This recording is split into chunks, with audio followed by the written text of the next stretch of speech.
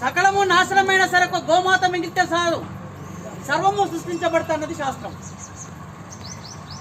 అందుకొరకనే గోవు గురించి అధర్మ వేదంలో కానీ మనకు చెప్పబడింది.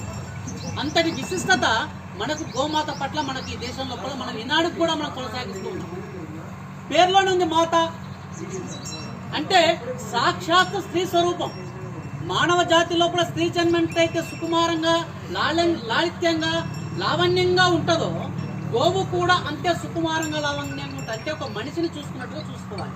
అందుకనే మనం కోరుతున్నాం, ఇది జంతువు కాదు, ప్రాణి, ప్రపంచ ప్రాణి, విశ్వ ప్రాణిగా గుర్తించాలని మనం కోరుతున్నాం. ఎందుకొరకంటే ఈనాడు ఆసేతు హిమాచలం యావదిందు సరోవరం ఈ యొక్క దేశం ఏదైతే ఉన్నదో ఆ దేశం లోపల కొలవబడుతున్న ఏకైక ప్రాణి ఏదైతుందంటే గోమాత.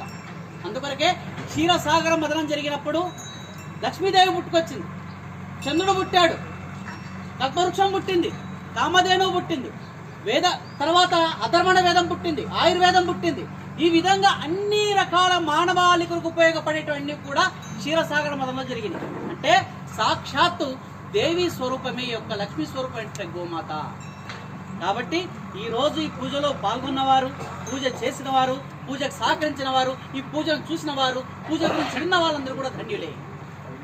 కావున ఎక్కడైతే గోవు పూజించబడుతుందో అక్కడ సకల దేవతల నిలయం జరుగుతుంది అని చెప్పి నాడు శాస్త్రం చెప్తా ఉన్నది.